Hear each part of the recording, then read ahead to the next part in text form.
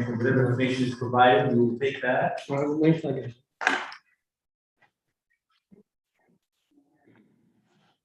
You ready, Madam Clerk? Yes, we are. Thank you. Welcome, everybody. It's April 13, 2022, Wednesday. It's approximately 5:30. This is the City Council Charter Review Commission. We're going to call this meeting to order, Madam Clerk. Roll call. Chairman John Gliosi, Present. Vice Chairman Oscar Vargas is absent. Councilwoman Carmen Castillo is absent. Commissioner Brian Priestley, Present. Commissioner Nina Pande is absent. Commissioner Mackie McCleary is absent. Commissioner Tiana Ochoa is absent. Commissioner Robert Rishi, Here.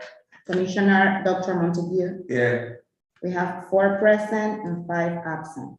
We don't have a We quorum do at not this have a time, right, quorum. Madam Clerk? So for the purposes, because it is a commission, we're taking testimony information. Master City Solicitor Kinship Ring, how can we proceed so we don't get into any issues? Mr. Chairman, as long as there's nothing voted on or approved, it's clearly permissible under the act to proceed as an informational meeting, except, reports and whatnot, but as long as there's no votes, that'll be taken. So I think if this committee would like to proceed, or commission would like to proceed as an informational meeting, I suggest you go ahead. Commission members, you are fine with that? Yes. Thank you, Solicitor. So with that said, Madam Clerk, we're going to proceed as such, and we'll just take testimony. We'll move forward. So is the first item, of course, Article 3, the mayor, I guess, is that right? Yes, And is Teresa Agnone? yes, she is. My allergy is bothering me, so you're gonna have to come forward. Agnone, interim chief of staff. Do you want to come forward and just state, do you have? Can sit right here. Yep. We do You have an have, owl, so the owl will catch you. Yeah, it doesn't spin, watch, it does a It's full, it does a yeah. 360. Isn't that amazing? it's great. See, we got some technology over here. We're not the only ones. So you want to just state your name for the record? Yes, Teresa Gonia, interim chief of staff and chief external affairs for the mayor. Thank you, welcome. And Do, we do have Oh. one, I know we can't enter Oh, into I just- exhibit right I now, just but we do submitted- have one from, we do have. Majority something Leader from Taylor. Majority Leader Taylor. He talks about the powers and duties. And basically, we just submitted for the record, it's a one pager. And basically discusses the idea of, this has got to do with how the commissioner just keeps rolling over. I think we're gonna take that up when we get, when we deal with the commission piece, which is, he or she will have a set term, and then it'll expire like everybody else and have to get reappointed. I think that's gonna be what we're going towards. Other than that, I think the other one is, this has got to do with the 98 appointment, right? Right. That's all. Okay, so we'll have to just submit it to the record, there's one page, clerk, and he right now just says, just put a submission in the next meeting, we'll make it an official exhibit, can you make that note? yes. So, madam, do you have any idea, any things you want to change, or besides abolishing the council? I do, for the record. I do not want to do that. Council's a great partner, for the record. We do not have proposed changes to the section specific to the mayor for the charter at this time. And for the record, she did not request that. We're just having some fun. That's great. Anything else? That's great. Commissioner, do you have any questions, anything you want to discuss on that matter? Okay. Okay, great. Well, thank you for your time. Thank you for coming too. Thank you for giving us the courtesy. Of course. Next, we have, I guess, Article 10, is it 102 Department of Public Works? Yes, Right. Mr. Parada is not able to attend, but he has no changes. Okay, and there's any of the. Excuse me. So 102, let me just.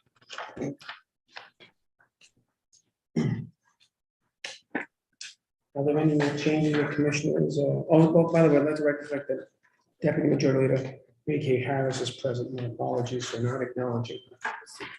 It's okay. Thank you. Are there any things you need to review on that section, commissioners? Okay. Okay, then we'll move on to the next one, right? Great.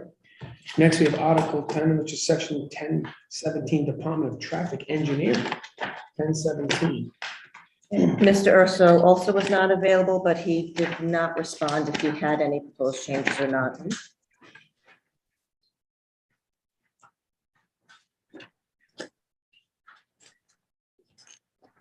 So Commissioner, do you have any No, I don't. No. issues at this time? Okay, all right, we'll move on to additional. Then we have the next Article 10, Section 1008, which is Department of Inspection and Standards. And we have Mr. Chu on via Zoom. Oh, great. Welcome. We're just, as this is like an informational conversation at this time, but we will take it into consideration as we move forward. You just want to state your name and your position and tell us what you're thinking about, if there's anything you're interested in proposing a change. You have it. Sorry? Thank you, You have Council it. President. Oh, I have it. You have to- Joseph H. Director of Inspections and Standards.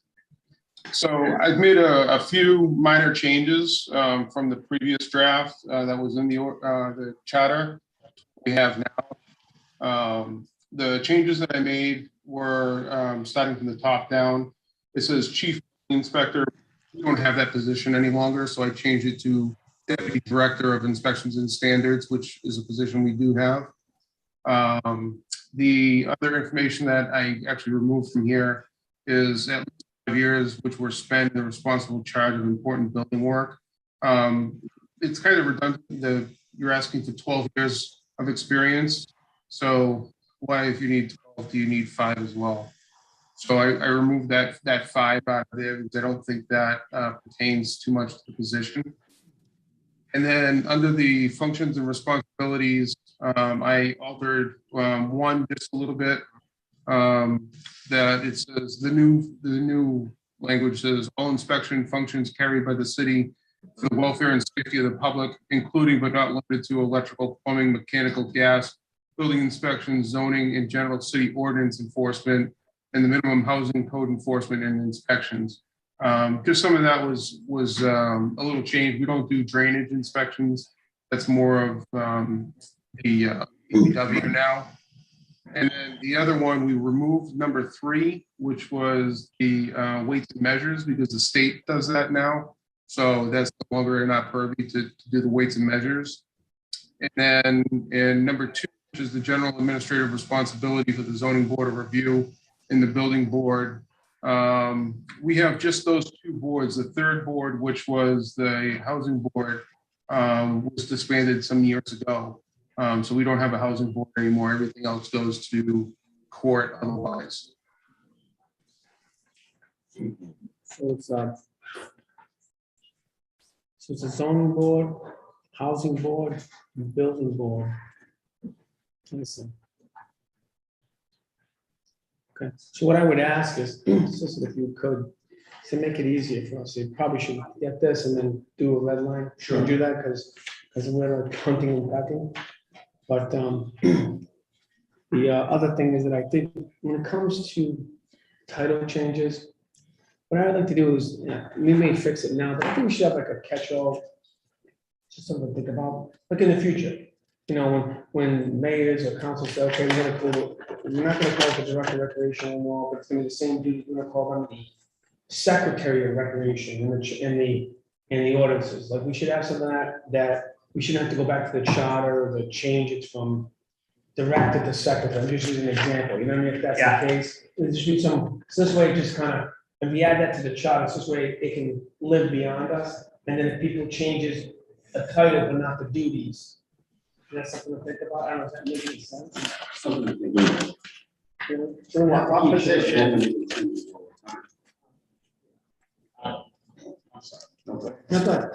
What title is the? I think you said, I understand. yeah, what title did you say is changing? So in the original article that's currently in the charter, it says that the Department of Inspections and Standards, the head of which shall be the Director of Inspections and Standards, or the Chief Building Inspector. We don't have a Chief Building Inspector anymore. So Deputy Director of Inspections and Standards now. So I just changed that language. Why don't we have a building inspector? Is this was one and the same person or 2 different individuals? 2 different individuals. So does the deputy director do the do the chores or responsibilities as the chief building inspector? I guess that's the question. The chief building inspector, that position was removed many years ago. It's not even on our list. What we have now is the way the org chart is set up, is the director of inspections and standards, deputy director, and then building official. So we don't even have a chief building inspector. It's not even in our book. So the building official, is that the chief? Who does this and what's the title now? It fits like that. So we don't have anybody in this department that's chief building inspector. It doesn't even exist. So who does that responsibility? So those responsibilities are gone. There's a whole new, everything is new. So we have a building official that is appointed by the state that is in charge of mechanical, plumbing, electrical, gas, building code, overseeing all of that. Is that through state law? Yes. So the state appoints somebody who works for the city and the city pays? Is that right? Or is it a state employee who does the city? The city's its jurisdiction, he or she's jurisdiction. So every municipality by law has to have a building official. So that's state mandated, that's state law. So we have to hire somebody to be a building official. Originally, I'm certified to be a building official in the state, and we just hired a building official to fill the position that is existing for that.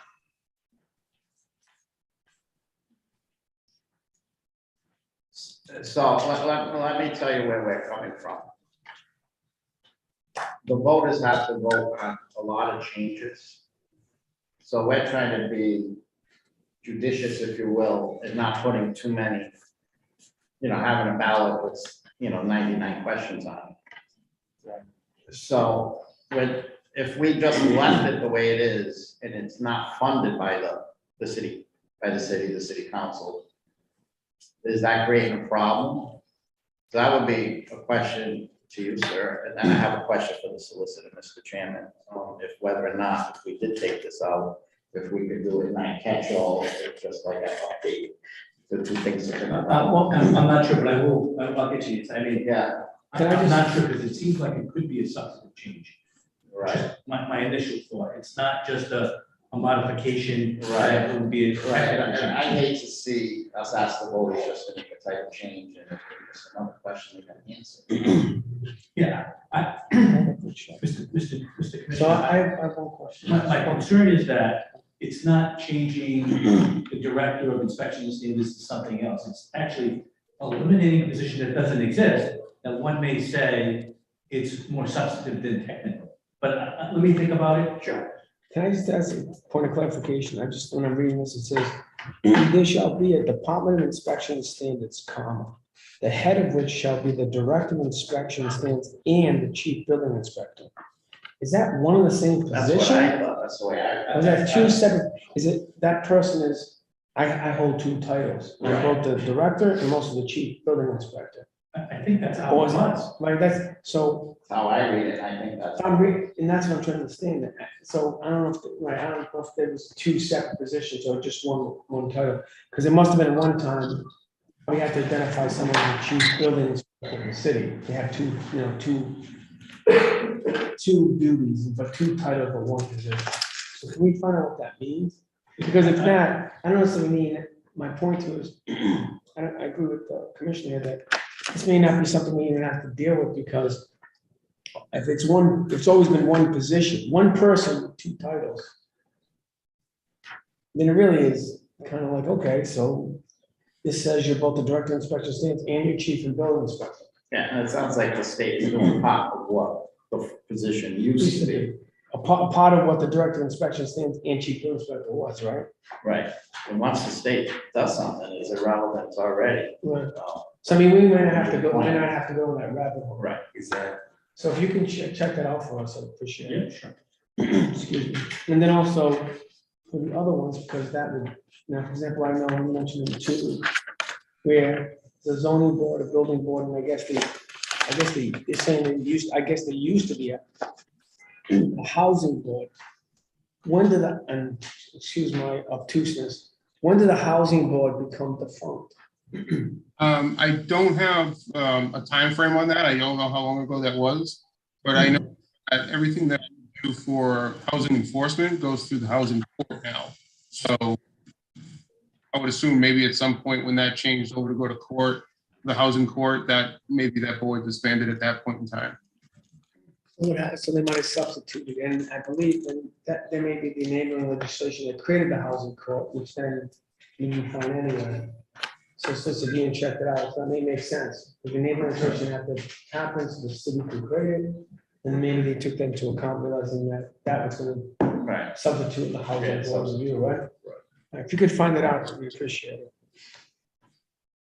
And then you're telling me in 3, you're saying that the inspection, weights and measures and inspections and verifications, they are conducted by whom now? The state, And the state's actually out there, the state has their own inspectors out there doing that's my understanding. I mean, we don't do gas pumps or anything it? like Do we that know, anymore. do we know if it's happening or not? You'd have to contact the state. I don't know. I haven't had to check because it's been done for so many years by the state. Or at least they say they've been doing it. Could I put upon you to request that? I'm just curious, because it's kind of funny, just the other day, I learned something funny. The other day I was in a place and the scale said, weights and measures done by Philip A. Yeah. And it still has, Years still ago. has Phil Magnum's Hasn't stamp, and been. it hasn't been. It's I won't name the location, but it's like in a regular, this isn't some kind of So back this- room market, this isn't like a big place, and it says Phil Magno, so I wonder, is the state really doing what they're claiming they're doing? I can And reach so out to can the we state. find out? Yeah, I can reach out to the state. Because if they're really not doing it, then, I mean, we do all have an obligation to protect the citizens of Providence to make sure they're not being taken advantage of. The state may have said, okay, we'll do it over, but they cut their workforce by, who knows? So, because I thought that was kind of funny, if you don't get a chance, go take a look at some of the gas, but you'll still see, right? So From they should be going on to- inspections, stick on it, there's no new Well, one. that isn't an important Yeah. area, particularly with the gas pumps. People could not I went- forget what they're. I haven't paying mentioned for, which the ones, things I'm they're just gonna not say, doing. we're in Providence, it's like I said, it's a long night. I'm saying that because actually I took a photograph of it, and I sent it to a friend of mine who's a relative, he goes, look, Phil's still here with us, and that was kind of funny. That was like a couple of weeks ago, so. Could you find out if that's actually happening, and do they provide a report to you at least to say that they are doing certain things, and how they They doing don't- it? The state unfortunately doesn't provide anything to us, but I can reach out tomorrow and definitely get that answer. Yeah, let's ask, because if they're not doing it, because wasn't it also an option? I always thought it wasn't the state automatically does it and cities and towns don't have to do it. I thought it was the cities and towns had the option to say, we will relinquish that, and the state can do it for us. Like, I don't think it was an abolishing the city and towns. You know what I'm talking about? Yeah, So I think it was, I don't believe it was a wholesale transfer of power. That's my point. And if it wasn't, so can you find out for us? He says they don't, the state doesn't send us anything. And although I'm really fond of Fort Shockey on Magno, I think it's kind of funny. It's like, take a look when tonight, take a look at some of those scales. You're gonna laugh. I think it's not here. I mean, So- we know at one point, Mr. O'Magnon did work for the state, when he left the city. Now, if. Oh, but that's true too, because if he became the inspector. Right, so But we, but Mr. how long ago was O'Magnon that? passed away. Yeah, he worked. That's- Even assuming it was the state, I don't know That was when. a decade ago. Decade plus, no matter what, so, if you could find out, let's find out if do they abolish it on the city? Now, did the state command by law saying it's abolished at cities and town levels? Or saying that we'll give you the option that we'll do the. All right, so, and because I don't necessarily want to get rid of this piece right here, because if it's just an option, maybe we should consider putting that position back in the budget and having someone actually go out there and do the job. Yeah. I'm just saying, right? Right? I mean, so Rather the city do it, you know what's getting done. at least it's being done, Because right? people could be. Yeah, yeah. We still have all the equipment in-house here. Fantastic. So why don't we flesh that out first, if that's okay? Solicitor, if you could do that? And that'd be one of the conversations. Bobby, no matter what, whatever we do here, let's try to answer that question no matter what. Yeah, absolutely. Thanks. All right, does Commissioner have any questions? Yes, I do. Commissioner Richard? No one else, so. Did you, I'm sorry, Mr. Director, did you say you wanted to change the 12 years experience? Did I misunderstand? It was hard to hear. Right here, it's 5. If you go to the original thing, it said 5. Right here. Oh, so he wants to make it 12? It says 12. And he wants to make at least 5 years of each spent this one. That's it. So what's he proposing? He's removed, he's asking to propose. Well, okay. I'm gonna make sure that Yes, sir. the 12 months is the right, was responsible check. Is there a reason you wish to take that 5 out? Yeah, because if you read just before that, it says experience as a general contractor or general supervisor of building construction with at least 12 years experience in one or more of the combination of foregoing fields. And then you're asking again for an additional, or at least it seems additional, 5 years in which they spend in the responsible charge of important building work. If they're generally supervising building construction and they're doing that for 12 years, that's more than the 5 that's in there. So I'm just wondering why we should keep that 5 in there. Would you say that if they qualify for the 12, that they would have done the 5 anyhow? That's what I'm saying. Okay. Or solicitor, did they mean at one point in time to try to say, or at least 5 years? Yeah. You know what I'm saying? Like, I'm just wondering if you can't find someone who has 12 years, but they think, okay, if you at least have 5 years in which was spent responsible charge of important building work or the equivalent, because they say equivalent training or experience. So they still got or and or, right? If they don't have Look at or the before at least 5 years, and or, right? right, no or there. I know. The question I would have is that, would it be easier? Would it be, I have a question, Director. If the word, instead of at, it said or, if it said, remove at 18, it said or, at least 5 years of experience, responsible, charge of important building work. Will that person have enough background to lead that department? In No, your estimation? Okay, so that's not enough then, right? right, correct. So then potentially what they're thinking is the 12 years experience or a combination of foregoing fields. And they want to at least have 5 years of that 12 years to be spent in responsible charge. So then I'm reading it that way, which means like within the 12, they want to at least have 5 years. within Right, that's the way I read Right? it, yes. Right. And you feel that 12 years experience in one or the combination of foregoing fields would suffice, and you would not need to have the additional qualifier of at least 5 years of which was spent in responsible charge of important building works. Is that right? Yeah, can I read you what I had changed for the language, just to see if it makes sense to you? Or you want to, this is, Yeah, you wrote with at least 12 years experience in one or more combination of foregoing fields, comma, or the equivalent training, comma, educational experience, right? does that make more sense? I mean, or do you think, I mean, is your, maybe we leave that 5 years in there and just make it instead of at 5 years, at least 5 years, or? I don't, I think if someone was, and I don't understand this area very well. Let's say someone just did a certain type of construction work. All they did was roofs. I think they want someone with broader experience because everything comes across that line.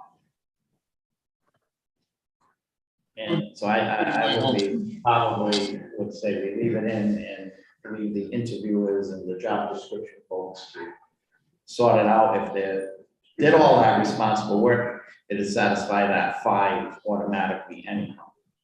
But if they didn't, and all they did was one aspect of construction, you know, I see. the city may not want to hire that person because they don't have broad experience. Makes sense. I'm fine. Okay. I get it. Yeah. I think we're more inclined to leave it in at this time to that portion. Okay? Okay. Not that you haven't been a compelling conversation. No, we certainly appreciate Yeah. these issues being brought forward and to think We about. just don't We know. always, you know, I would say, I would offer that, I don't know what I don't know, so I'm cautious, especially when it comes to building inspections and those kinds of things that you always want to make sure you have people who have greater skill and less skill, right? right, especially Especially- the nature of this. Right, that's fair to say? Yes, so, all right, anything else, commissioners? This time?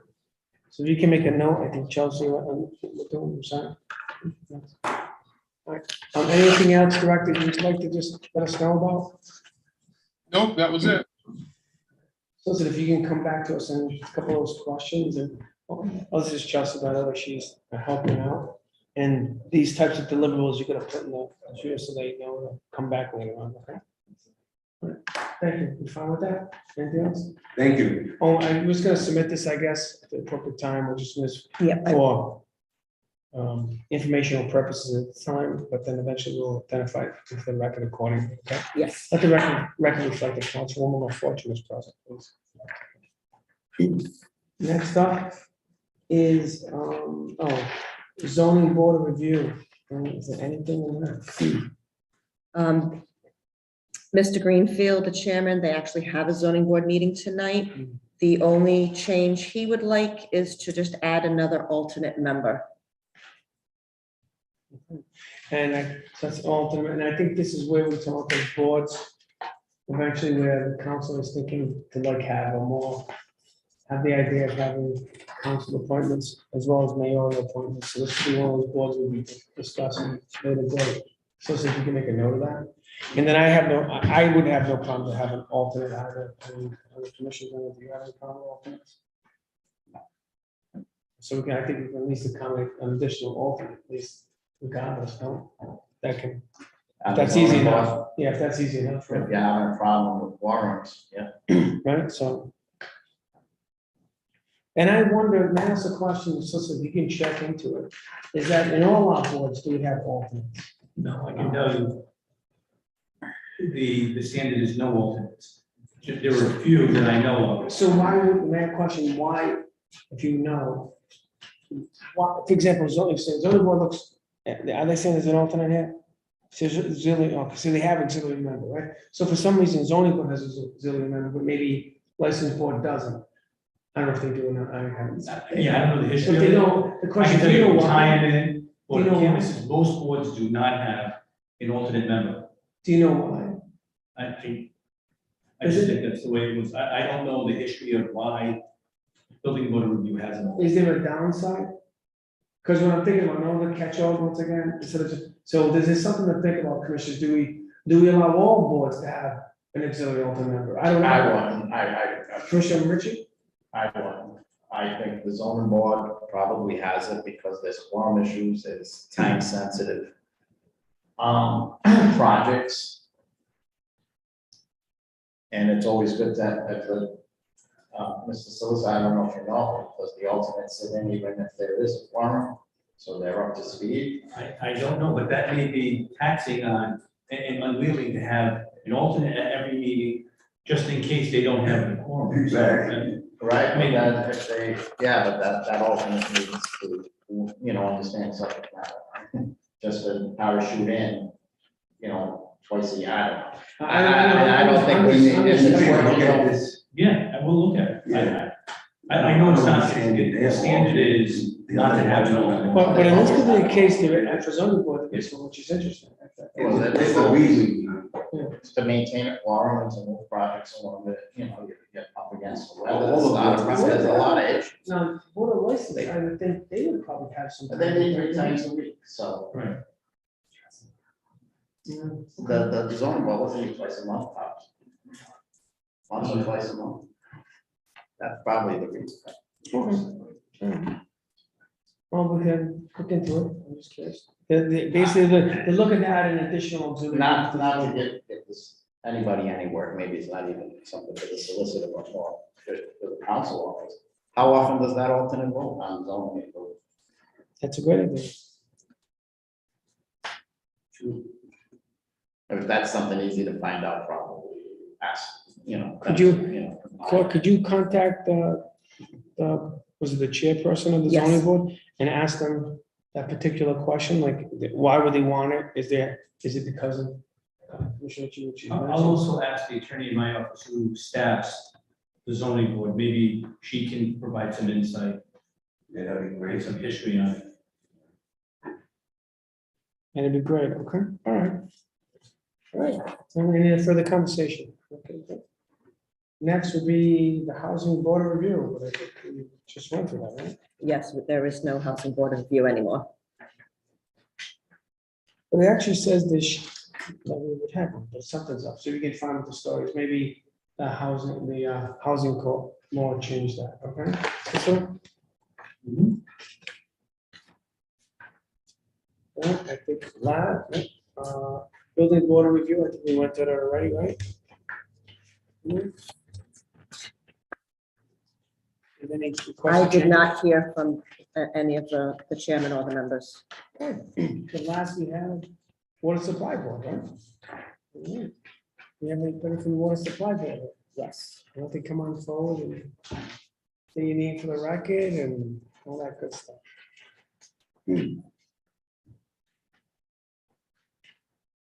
How you doing? Good evening. Let's see, the owl will catch it. And you also have a proposed change in your packet also. I'm sorry. You have a proposed change in your packet. We have a two-page document from William E. O'Gara, Esquire, the legal advisor of the Providence Water Supply Board. And what I will do is we'll enter it in the record at this time for informational purposes. At the next meeting, we'll enter the appropriate exhibit number, Madam Clerk, right? Yes. Commissioner, do you have it? Yes, Great. So you want to state your name for the record, what you do, and then why don't you take us off? Sure, absolutely. William O'Gara, legal counsel to the Water Supply Board. Ricky Carullo, General Manager, Providence Water. Well, welcome, gentlemen. You have the Thank mic. you. Since I either get the credit or the blame for the revision, since I took the laboring law on it. Let me outline for the commission what our goals were in this. First of all, you'll see, we did not change any of the language relative to how the board is appointed, the tenure of the board. We didn't want to change any of the language relative to sort of the overall oversight role and how the board gets there and what the board does.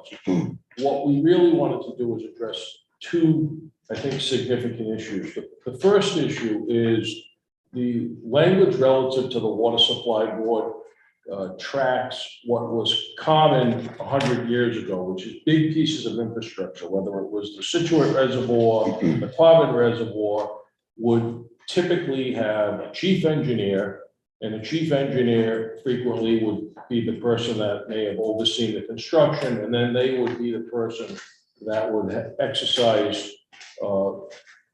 management over the operation. They would be the highest level position in the organization. She gets on The- the package. The reality is that what Providence Water does in 2022 is frankly significantly different than what it did 100 years ago, in that we have many more customers outside the city of Providence. Approximately just over 60% of the state relies on on Providence water for drinking water, and we have a general manager structure. So Ricky Carullo is the chief executive. And so what we wanted to do was to update the language to reflect the fact that that a general manager is the chief executive.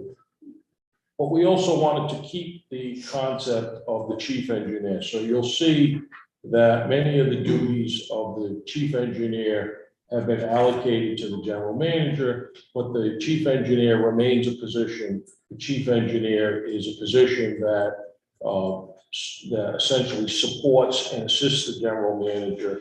The chief engineer is appointed with input from the board, But again, the general manager has overall responsibility. So essentially what the language does is reflect the management structure of the water supply board now, and really the management structure that it would go forward with the general manager, which again is sort of typical as to how organizations, utility organizations like Providence Water are organized.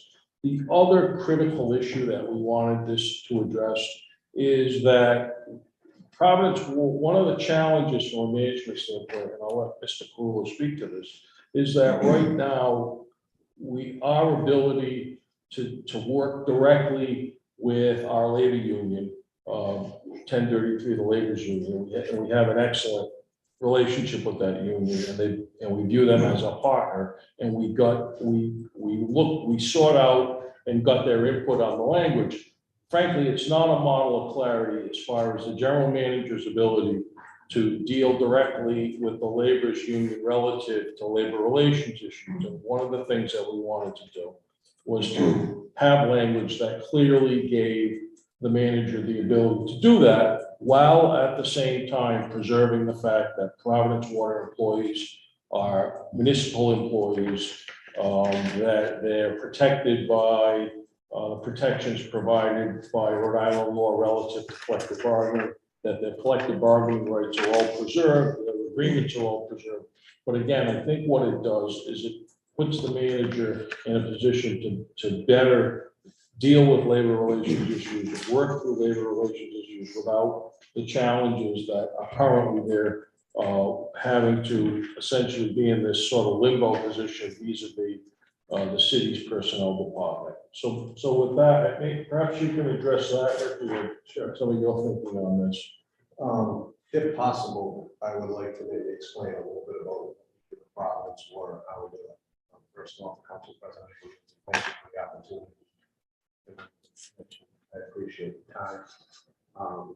Mr. Garrett is our board counsel, but also President is T. Shanda. He's the board chair. Greg Jason is the executive engineer and deputy general manager, along with David DeCoya. Together, we crafted the changes. This was done as a group, so it was not done in a vacuum.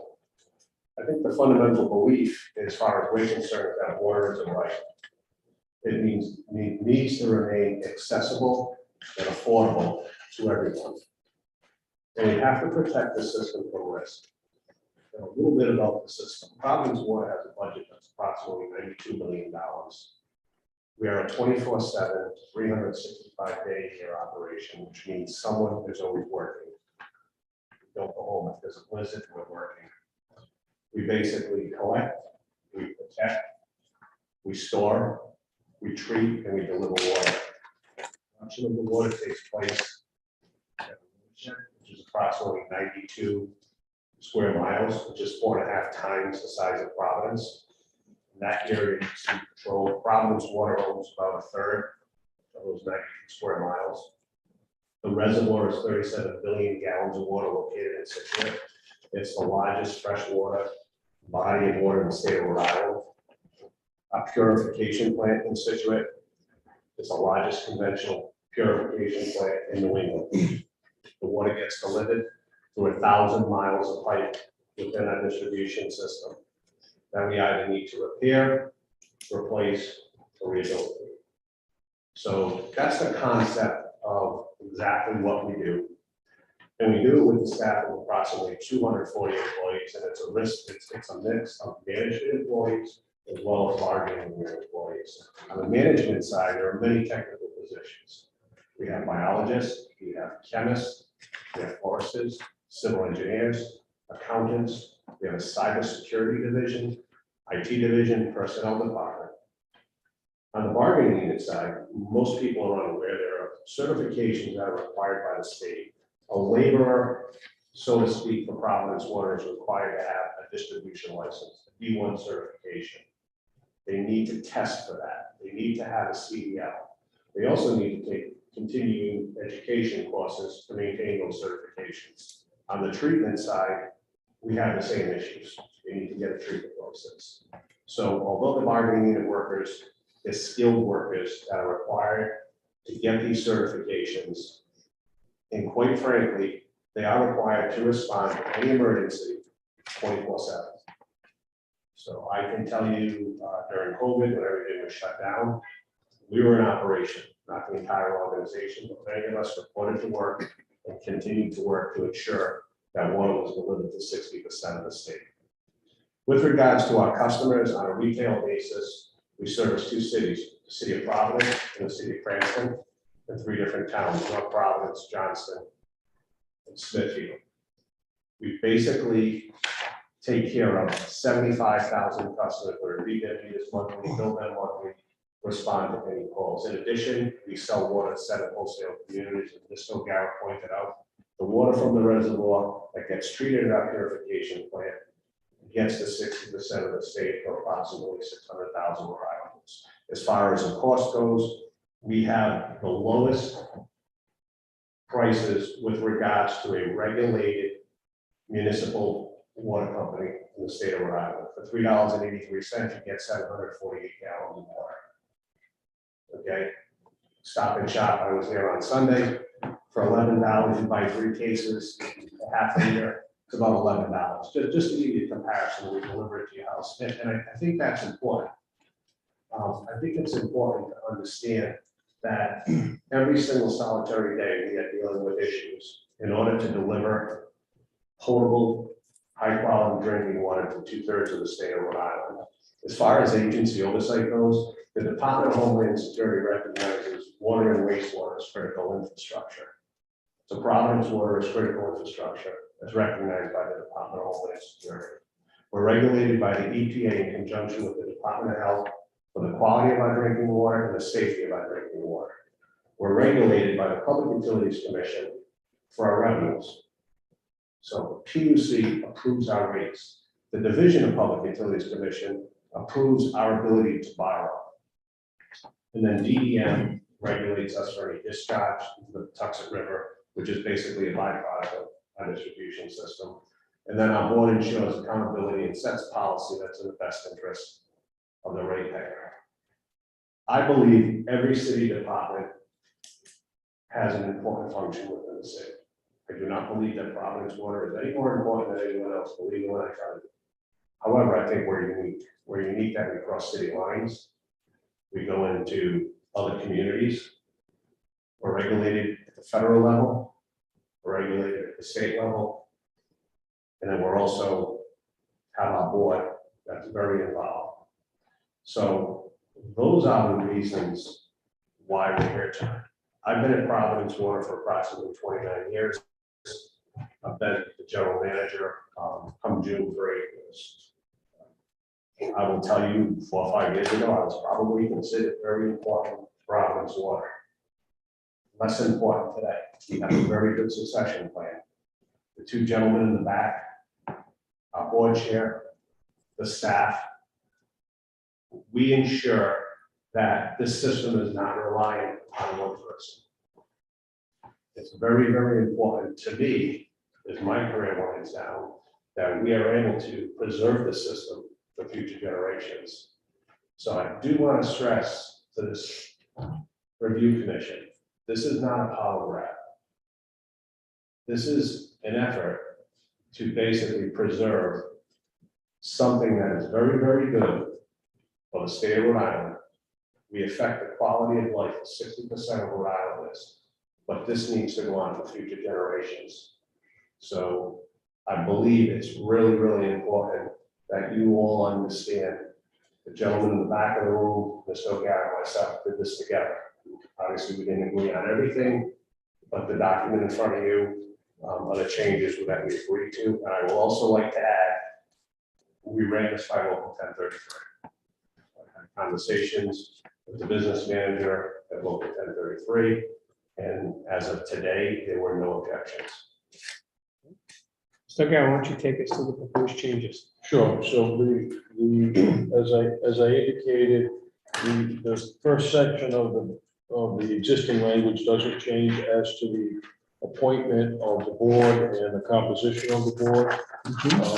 As to the duties of the board, we added additional language again to pick up on the issue that Ricky identified, sort of focusing on the fact that that this is a resource that frankly serves most of the state. So the duties of the board, we added additional duties. The first is to ensure that clean water remains a sustainable resource for the benefit of all residents of the city.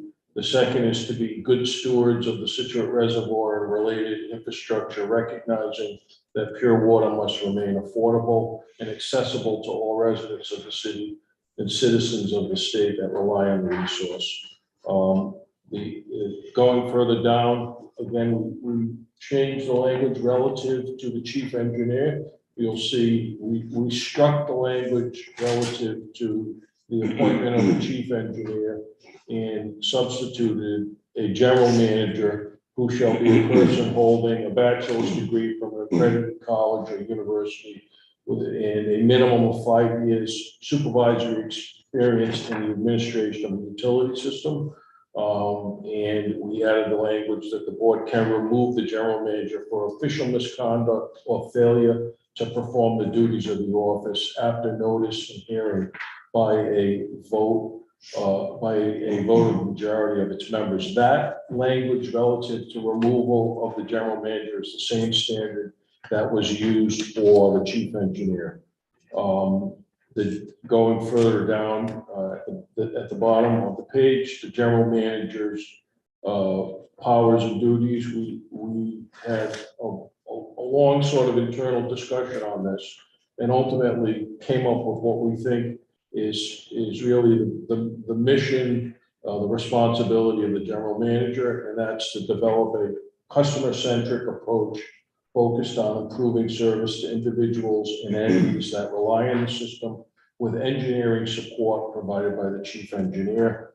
The general manager shall have sole charge of the city water system in every particular, being subject at all times to the prescribed orders and directions of the Water Supply Board, and shall personally attend to all administrative and supervisory details of operating the water system subject to orders and direction of the board.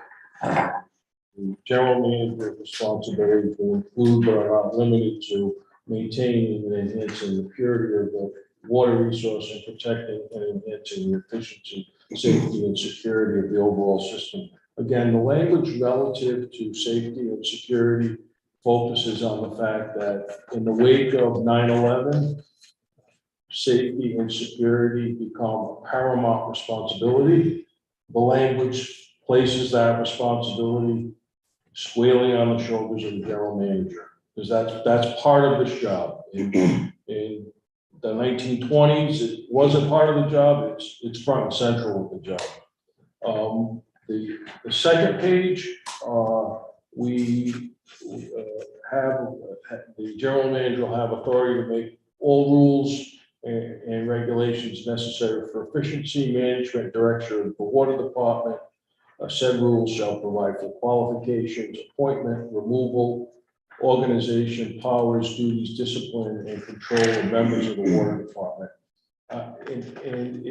If you, again, direct your attention to paragraphs 1, 2, 3, 4, again, outline responsibilities of the general manager.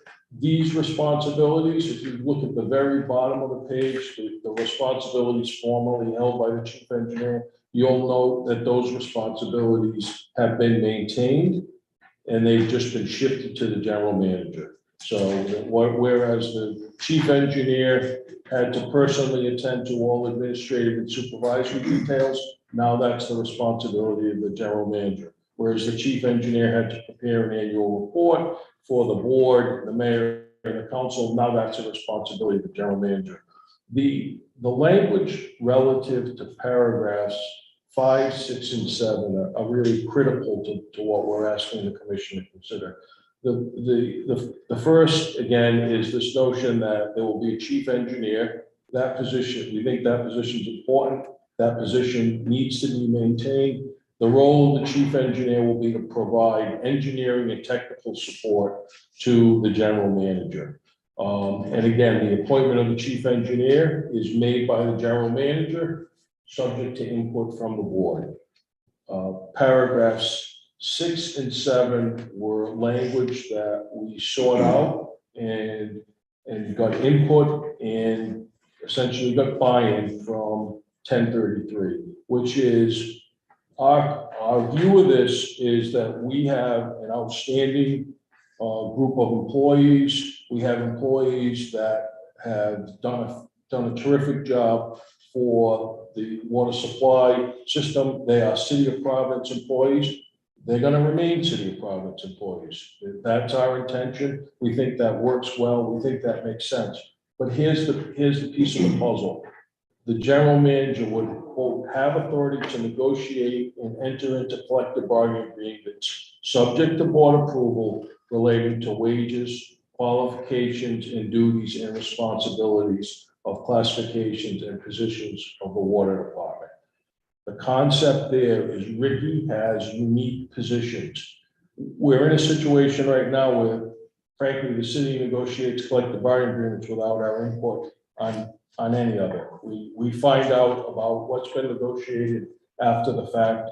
This would allow the general manager to have the ability to have a dialogue with 1033, to have a discussion, to reach agreements regarding these particular issues that affect employees that are in positions that are different than the work done by someone who may be in the Parks Department or DPW. And it would really allow, it would provide for clarification as to the authority of the general manager to do that. So in some, those are the changes. That's what we sought to achieve. I'm sorry, I'm looking at it. We added a lot and we struck some out, but what we set out to do was fairly simple. Can I just ask a question? What's the difference between the blue and the red? There is it's just the timing. It's what's interesting is I assumed you were going to get the black and white print, which doesn't have the blue and the red. So the city's color printer must have got a workout on it today. But that was just relative to sort of the timing of changes. Commissioner Ritchie? Gentlemen, Mr. Garrett, in the beginning here, couldn't that just be a mission statement that the board sets out? It could be. That could be. That, that's from the standpoint of what I view as critical, that would not be a critical piece of the language. So if you were to look at that and say, you know what, I'm looking at the language that the existing language that says to supervise, manage, and control water collection, storage, purification, and distribution systems of the city and other areas within its jurisdiction. If that was paragraph 1 and you didn't like my paragraphs 1 and 2, So that could be a. that would be fine. It's not so much I don't like that language, you may have heard the earlier conversation we have with all the departments. And you certainly understand that a charter, we don't want it to look like, to date myself, an encyclopedia. And frankly, I wish I had, if I had thought about YouTube that. listeners, an encyclopedia is. So, no, I think that's a appropriate observation. Now, I didn't look at this, so when we go down to the chief engineer's duties, what's really changed? It's that So you if move you, some of the duties over to the general Correct. manager. Now, has that been historically, not looking at individuals, but the design of the structure, a conflict between those two positions? no, so what had happened, if you look at the paragraph that's stricken on the very last page, the chief engineer's duties, the concept, again, the concept was the chief engineer was everything. The chief engineer would do the engineering, the chief engineer would supervise all the employees, chief engineer would prepare a budget, all of those things. And that that works really well till you sort of get to a $93 million budget and you have the EPA and you have all these other sort of oversight things. And so it makes more sense to take some of those responsibilities and hand those. to So in the layman's general terms, manager. would you rather, this would be to rather have the chief engineer be working on the quality of the water? very Correct. Loose layman's terms. Correct. Instead of day-to-day operational managers, because someone keeps calling in sick or something. Yeah, absolutely. And that's why. Not the idea. That's, and the language that we had for the chief engineer will provide engineering and technical support. We're looking at the engineering going, hey, we have plenty of things to do.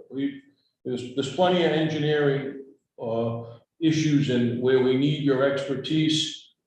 We need a general manager to Right, oversee and it. it's not necessarily always in an engineer's skill set to be a day-to-day manager either, even if it was a small operation. Correct. I hear you, having in a previous life managed a city department. I hear your pain on finding out what's negotiated afterwards without any consultation, and one size doesn't fit all. I can understand that. You have buy-in from 1033 on that to We better do. negotiate that. Yeah, we have buy-in and blessing on the language. Commissioner, any other questions? I'll just, I'll just say, I want to just acknowledge the work that Providence Water does. I mean, the system is 100 years old. And it's amazing how, we rank amongst the best, if not the best municipal water system in the country. I think that's a testament to the work that's done there. And I think the changes that are being proposed here will allow the general manager's position to focus on the general management of the operation, which, as we heard, is a large operation with a lot of people and a substantial budget. At the same time, it'll allow the engineer to focus on, as was mentioned here, which is exactly right, focus on the quality of the system. And again, it's a 100-year-old system, right? So there's a lot of things that need attention. That perhaps by more clearly delineating the responsibilities of the roles will allow for more even greater focus on those areas. So I think these changes make a lot of sense. Any comments, questions? I just look at the follow. First, I do tend to agree that 1 and 2 probably should be a mission statement. I agree with you. I think that just creates more. I recognize what you're trying to do with general manager and chief engineer. And I'll give you an example. The Department of Transportation has a director of DOT, and we have a chief engineer. Okay? The director doesn't have to be an engineer, so management stuff, but you have to have a chief engineer. One thing I noticed is that this says that the general manager has the authority to appoint chief engineer. I would make it mandatory. The general manager shall appoint a chief engineer. That's a good change. Because what ends up happening is you end up not having the chief engineer for exactly what you're trying to do. The DOT has the same thing. When we rewrote the legislation, we created the hierarchy, and it says DOT shall have a chief engineer. So the director runs it, chief engineer. One of the pieces to the puzzle is also this. Our chief engineer has, if the director says, open that bridge, the chief engineer says no, chief engineer's decision usurps the directors because of the position chief engineer. Because they're saying, because they're the engineer in the background, that bridge is unsafe, you can't open it. The director can say whatever he wants. They have that kind of authority. I think it's important that, because this is about engineering, right? So if we're going to create that kind of, we're creating that structure, and the structure works the Department of Transportation. The point is that I think we need to create that structure here, which is, if an engineer says, you can't turn that pipe on, whatever it is, I'm just using what I see over there, our engineers go, hey, this traffic pattern's not working, you need to do it now. And if the director said, no, luckily we have a director who has an engineering background, but that's not all directors have to. So if the engineer says, hold, this traffic pattern's gonna cause pandemonium, they have the authority to, hey, change that. I would want to make sure that one, it's mandatory that the general manager has to hire a chief engineer. So it's where you always have that. Second, that the chief engineer will have, I don't know how you wanna put it out, but there has to be a way where the chief engineer, they see an engineering issue, they should be able to say, general manager, I know you're saying do it, but you gotta have the ability to. Sort of veto trump. power on They those ha- issues. I'm not talking about, oh, you need, you wanna give overtime and that's. Want to paint the building Yeah, I'm yellow. talking about Right, that, exactly. because, you guys know, you know about the system better than I do, you're dealing with, Technical engineering. you're dealing with, equipment and generators and all this kind of stuff going on that, that I have no understanding of, that I as a general manager would rely on my chief engineer to guide me. I presume that's the dynamic you're looking to have. So I think you kind of need to kind of have something, I don't know how, we'll take, just kind of be aware of that. Can I revise this and resubmit this? Yeah, I mean, of course you can, right? Yeah. And then, Right. and then, I'm man, gonna ask that. do you want actually. to dovetail? Can I I- just want. Oh, you want dovetail? Yeah, I just want to dovetail. Okay, dovetail. It should be spelled out, the responsibilities, so you have the general manager, but then you have that chief engineer, so just exactly how we spelled it out. Should be spelled out that way, when we revise it, and then I would suggest that you run everything through the city solicitor's office also, just take a check on it, and then take a look at it. Because I hear what you're saying, and that paradigm does work. And I understand why, it's because you need someone's gonna run the day-to-day operations, manage what's going on, all that kind of stuff, the crisis management, when you have the engineer saying, okay, the pipe burst, we need to do this, whatever it is, right? And how do we, I don't know, how do we deal, right, you guys deal with that kind of stuff, right? It's serious stuff, right? So I would, that I would ask to take a look at. So I get that, and I'm not opposed to this kind of paradigm. I think it works, with the Department of Transportation, which is a multi-billion-dollar operation. And, we're dealing with millions of people's lives, just like you are, but on a daily basis, going up and down the roads constantly. We dealing with traffic and, knock on wood, and bridges and construction projects, and, so I have a little experience understanding that dynamic. The other thing is that I recognize, so I would want to make sure it says that. The thing is that I just want to make sure that, I don't see a problem with having the general manager have the ability to be involved in collective bargaining. I think that seems to be. Let me say this, I do disagree with you on this one. The city of Providence has multiple different types of departments, but the water supply board is more than just unique. It is a fundamentally different department. When you talk about Department of Recreation, it's one thing, it's what Michigan City, the water supply department, because we're selling, you're in the wholesale retail business, it's really a funny quasi. It's really services, Yeah. it's service. For the state. Sector for 60% of the Yeah, state. so it's a different conversation, you know what I'm saying? And that's, so, Exactly. and I recognize it, and I think if we can, if it works out, it deserves appropriate recognition in the charter, because it is a different kind of thing, Department of Recreation does not do recreation in Johnson, do it in Cranston, it's a problem, I'm just an example, not exactly, it's a different kind of thing.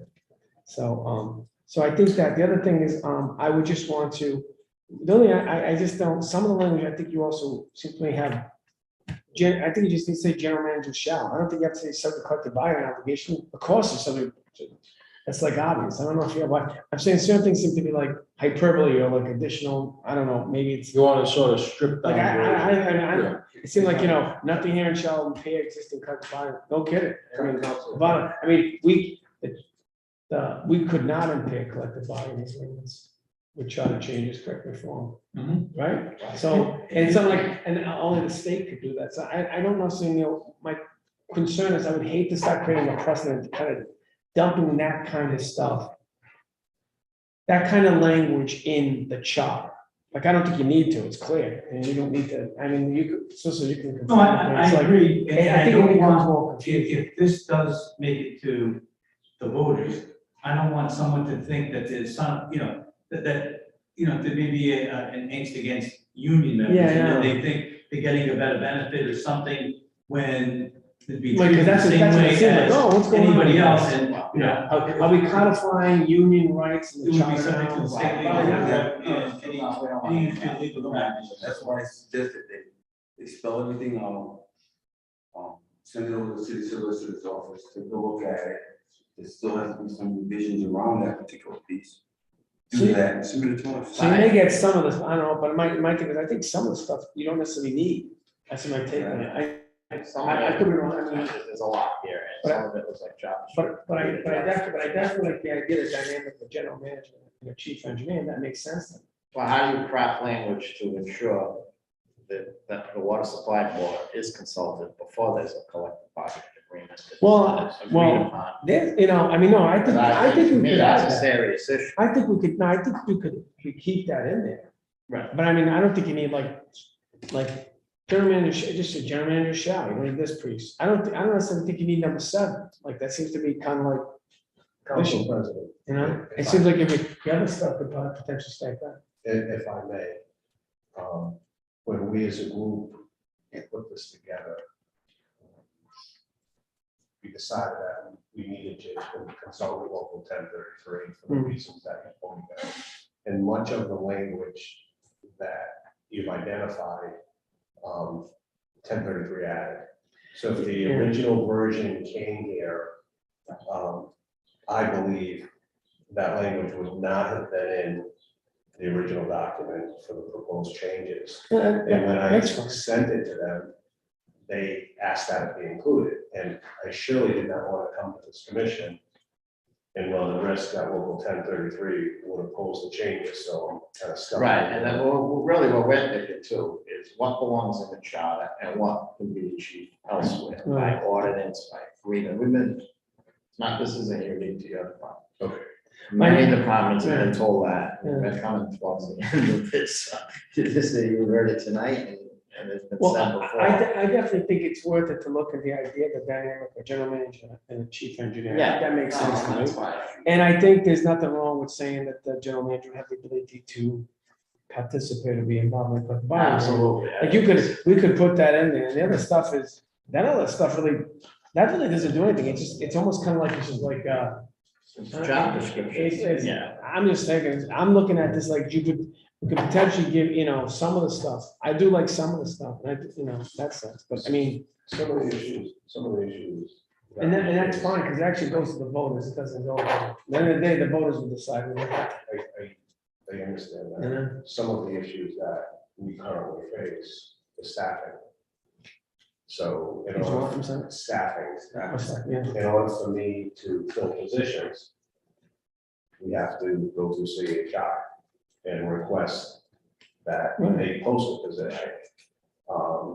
When you get into any type of discipline, CHR sits in for discipline for our employees, and sometimes that's an issue for us. You have your own HR director. We do, and the other issue is when we look at bargaining the positions, there are times when we recognize, as I tried to point out, the certifications and the licenses, because it does affect one's lifestyle, getting a CDL and having to take continuing education credits.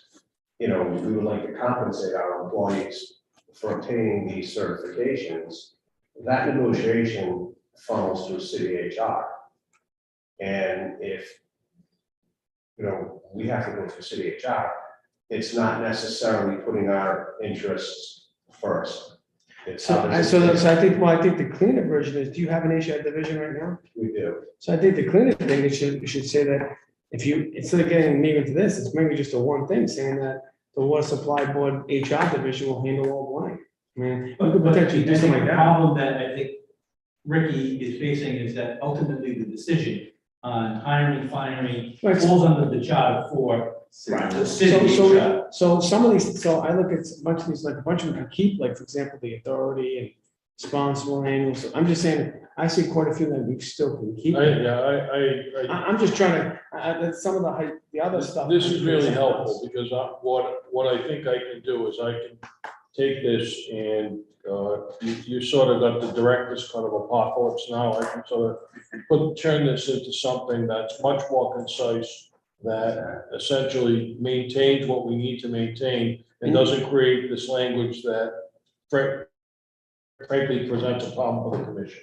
It completely It's very I think helpful. you still can achieve your goal. Correct. I think it's just, you can kind of maybe, you could distill it down a little bit to a simpler form, which then is also more palatable for, if we're gonna provide it to the voters. Yeah, look at it through the lens of a voter reading this. You know? Yeah. I mean, it's all about, it seems to me the driving force seems to be three things. One, general manager, chief engineer, and then also defining the general manager's role in. And the chief engineer's Authority in it, and I think that's, Yeah, that's it. That's what I need. I think that's kind That's of, good. and then that will give you what you're looking, you could, put, wrap it up.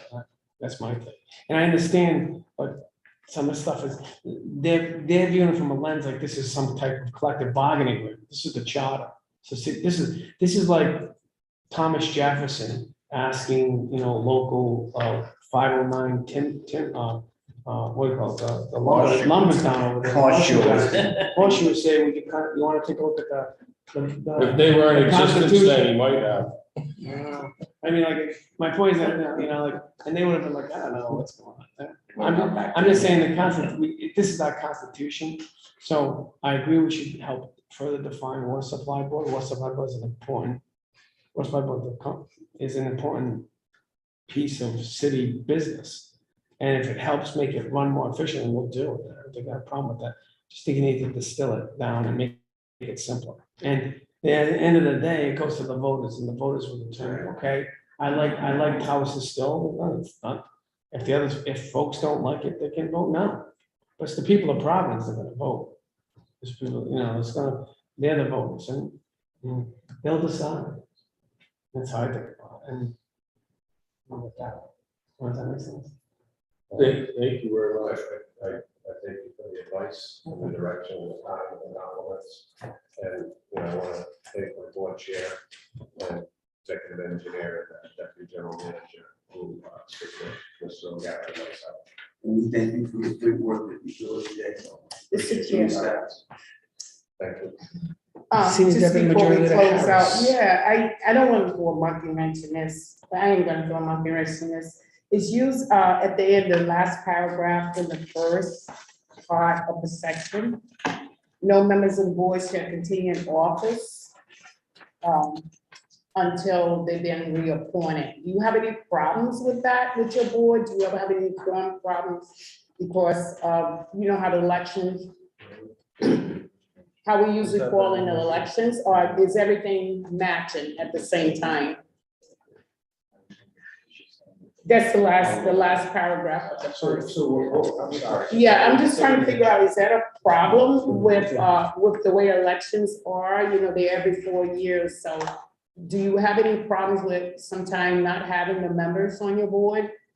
No, for the most part, we have board meetings on a monthly basis, once in. No, I'm talking about the election from the political party, we have to, I have not experienced that. You haven't in experienced my it yet. years as the general manager. mhm. I mean, that's good. I wasn't, like I said, I'm not trying to do a monkey wrench, and I just know that a lot of times there's, boards are trying to proceed with business, because you go on whether we are appointed or not, you go on with your work. So I was just wondering what that was. It hasn't been an issue for me as a general manager. And thank you for talking about the employees, because I was trying to figure out, do you have your own HR, or is it? We do, most of the compliments that have received are really because of people are problems for. It's clearly not one individual. Mhm. A lot of times, I might get credit for it, but it's bargaining employees as well as management employees. We work really, really hard to promote from within. We also have an education program where if someone wants to attend college, we try to make that happen. So it's a good place, and I think you'll find that many employees have worked there for a long time. So I'm close to 29 years, and I don't think I'm top 15 of the people who were there longer. And I will tell you, many of the employees care about what they do, and the importance of being good stewards of that system. We can improve. no doubt about that, and we make mistakes and we have hiccups. But, you know, there's some good people. The two gentlemen in the back were recruited vigorously. I was involved. Greg Jason, the executive engineer, deputy general manager, was previously the deputy general manager of Kentucky Water. He was also a professional engineer at CDM, worked in the water sector. And Dave Coyne, he brother out of state police, experience with Lynch Construction.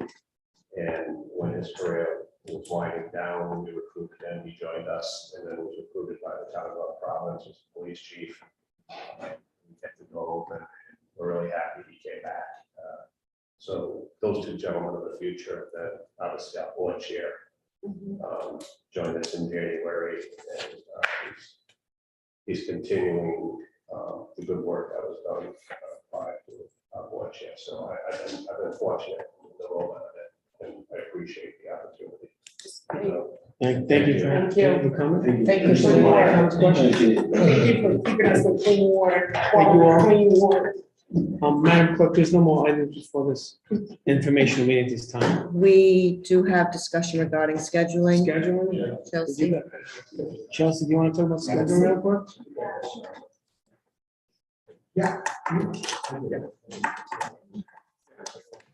Philip, no, hang on, this meeting.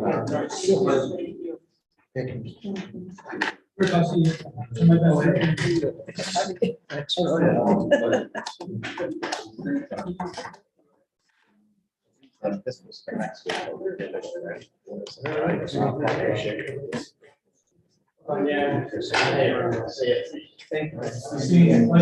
And then we're meeting twice. That's a month. And then we're coming on Wednesday. On those public meetings, because this got moved all the way to May. I came up with, I cannot not to. Whatever, say solicitor. Cover one of the other public meetings. Chelsea, you need to come on. She'll tell us. She said, we're on that. I only don't want. The town assembly gets You want to tell us about scheduling, Chelsea? Yeah, for sure. So, I want you to introduce yourself to the, I don't know, the commissioners know who you are. yes. State what's your full name for the record? My name is Chelsea Sedway. And you work for I work for the council office.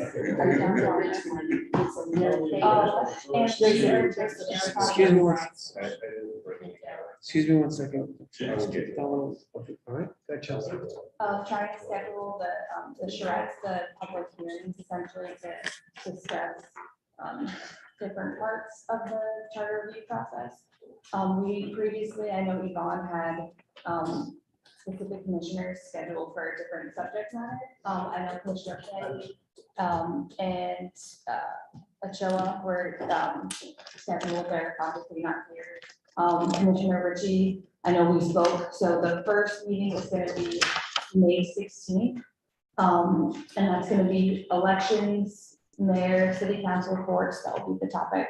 We'll have that here at City Hall. Is that the one that I'm gonna do? Exactly. Okay. Yeah, so that's gonna be the first public meeting, and the communications office will take care of outreach and letting the public know about that. Trying to, get as much public engagement as possible. I know ideally we wanted to schedule these, early to mid-May, trying to wrap up by June if possible. That Any way time, we can get any like the first week in May at least? yeah, absolutely. So, Just look at the schedule here, 'cause in May, we ever had this draft schedule, I don't know if we're still sticking to Yeah, I know, it. so are you aware of the schedule? You gotta be worth the schedule here. Either Okay. I gotta work So- I out. mentioned that on the phone. Right, Yeah. So you're gonna, the problem is that schedule is stale. So is there any way where, let me ask you a couple of questions. But we, and I'm gonna ask a question to the commission in particular. It is the 13th. Any way we can get at least a public hearing? I would forego a charter review commission meeting to have a public hearing. So I mean, we can do, anyone can get like sometime, at least close to last week, excuse me, at least the last week of April. And then you can get another first weekend, because we lost time now. So good, May 4th. Well, April, how about Oh. how about the 25th of April, the week of the 25th? Is there a day that we can have a public hearing? I think what it is, we need to get, because now we have to accelerate those public hearings, we have to get it done. Because we still have a lot of work to do. Okay, So I don't know, clearly, I don't know if we're gonna be able to get a public hearing. You may be able to get one on time for next week, potentially, but it's up to a commission if they really want to participate. They want to do one next Thursday, the 21st. do you think that's enough time for public outreach? Well, listen, here's the thing, we have to accelerate everything now because we're now behind by 3. Everything was supposed to, if you look at that schedule, we had an aggressive schedule, so now we're behind. So we'll keep on just, do as much public outreach as possible. We're just gonna start doing it. Let's set the dates. These dates set now. If we can set some dates now, we start doing public outreach starting tomorrow morning. Just get going. That's all you gotta do. And we have no choice. Okay. So if we can get one the 21st, we get one maybe the week, and I'm just saying the 21st, because this way it brings it further down, it's a possible way commissioner can. Right, and One of we those? need to have them before we deliberate. Exactly. They will overlap in. Exactly, so if we can have a public hearing, if the commission can't make it the 20th, make it the 20th, I have no problem canceling a charter review, so when I see if we get a public hearing on the 20th, 21st, when I see if we get a public hearing on the, one of the days, with the 25th, 26th, 27th, 28th. But you could do it on that Wednesday. We met at 5:30 and we met with the department and then we did this thing at 6:30. Right. And you just stayed. So we can do, maybe we can do it on, we can do it tomorrow, right? Yeah, but we already did, my schedule went over there. We already did water supply. What else is on next Wednesday? Maybe that's a quickie. Yeah, so why don't we try to get a public hearing on the 26th one, is that Yeah. right? And we'll just do it And right then- here. All those will be here. And then we'll try to do one, and if we can, we'll try to even do one, we gotta do one the week of the 25th. Does Claire know, like, it's probably too early, if Claire can determine the public property or a contractor, they're not gonna propose changes, then we'll just make that. a They public are hearing. going to, and I've Okay. also reached out to Bonnie Nickerson, and she's also been invited for that night, so I have already invited them all. She is coming. We'll schedule both of them. We'll schedule. Because the commission can then step on the public hearing, and whatever, we can figure it Okay. out. So We need to accelerate, we need to move, because we want to get to deliberation, we want to narrow down the field, and we want to move on, plus it needs to be a presentation, if we're gonna do, and I'm waiting for Sean, talking about regional councils. Right, we got two big huge issues to talk about. Right. Elected Regional- school boards, Elected school board. at-large or regional council Regional members. council. So is it at large, or is it regional? We're gonna go regional. Well, that's what we're gonna talk about. I like the regional, so we're gonna have a presentation on it. So what's at large and what's regional? The whole city. At large is the whole city, regional is gonna be a region of the city. So this way, not one part of the city can completely overwhelm. So can you spell that out Oh, yeah, we will. for the public? What's So they what's understand it? what's in the Because they proposal? probably don't know what regional is. Right, no, we will, we're gonna propose, I could give you a precursor, we're gonna propose a regional councilman. Okay. Okay, and they're gonna have statistics and stuff like that. Okay? I think we gotta consult with the clerk just to make sure. Exactly, We comply with the public hearing posting requirements. exactly. Oh, no, this is when we're talking about deliberation. No, I know, so I'm just saying that if we're gonna, if you're gonna have a public hearing next week. Yeah. Right. That's what I'm saying, I don't know if we got enough time. Yeah, Well, exactly. Madam Clerk, do you have time? Well, these are the charrettes, though, right? Yeah, They're not an yeah, actual yeah. public hearing. It's a public hearing, public hearing for the public come in and Okay. give So comment. 48 hours. Yeah, but I know Sean did have questions about that, what it constituted technically. So, It's a public hearing, so 48 hours. But there's a notification issue in the paper of 10 days. Is there? I know with other All right, public hearings, So yes. then this is what we need to do. So we need to Okay. figure this All out right, with we the need city to- clerk we need to- tomorrow. So let's not waste any more of the commissioner's time. I need you, Chelsea, to meet with the clerk right after this meeting, and you guys to schedule out, if it's, you need to figure out right now, is it 10 days that we have to do a notice for every public hearing? That means you're gonna have to, you're gonna do 10-day notice for, you can still, can do a 10-day notice, right? My question is, can I do a 10-day notice for something that's gonna happen 15 days from now? Yeah. Right? So you could potentially do one big 10-day notice You can outline the dates. with the entire days, right? All right, so let's do that now. If we can do that legally, then Madam Clerk, Chelsea, let's get this done tonight. Fine, you can't wait anymore. This is not so, look at, find out schedule ASAP, and then find out days and times. If I have to conduct them, I will conduct them. You don't have to have a quorum of the commission, just one, can be the city solicitor can just conduct, anybody can. So I'm not worried about that. The commissions, with the goal was to try to have a commission there if they can. So let's just do it now, okay? So work on it after we're done. Is that okay, commissioners? Then we'll find the dates and that's it. Okay, we gotta get them on public, we get it published. How many do you have? 4? We have 3, I think. 3, Right. okay. We had 4 originally, I know Yvonne had 4 sets, so if you prefer 3, that's fine, obviously. I think we're gonna figure out what we can do. So let's just keep on Maybe we can rolling. do Zoom. Right? Oh, no, I don't, we're not allowed to do Zoom, right? Can you, has it still been suspended, all the rules? No, you Not for this one. I mean, can have Zoom. you can have General a public, Zoom on the you can, public, right. but the open meeting laws, have they been suspended still? No, So you March, can, March 31st, they expired and the governor didn't continue with the suspension.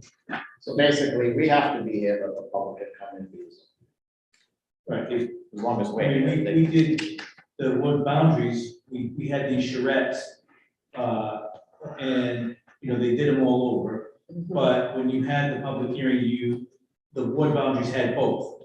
We recently did one, public hearing a week or 2 ago, and we just had in person.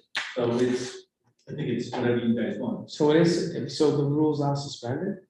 No, they're not suspended, but you're holding the hearing for the public. Members have to be for any meeting. It's not. Oh, I see. Oh, no, no, I think the public hearings we're gonna rely on. It's gonna be, we'll figure it out. Just, we need to get these dates squared away. We're running out of time. That's the thing that I'm concerned about, okay? We need to get public input, so let's get that together. All right, I don't wanna waste any more time with this stuff. We need actual, we need to find out if you have to do 10-day notice or not. If you do, we'll up the dates, do the 10-day notice starting tomorrow, and someone will be there. Okay? How's that? Right? That's all we can do. All right? Okay? So let that, I think we're all set on this, and anything else we can offline? Yep. Thank you.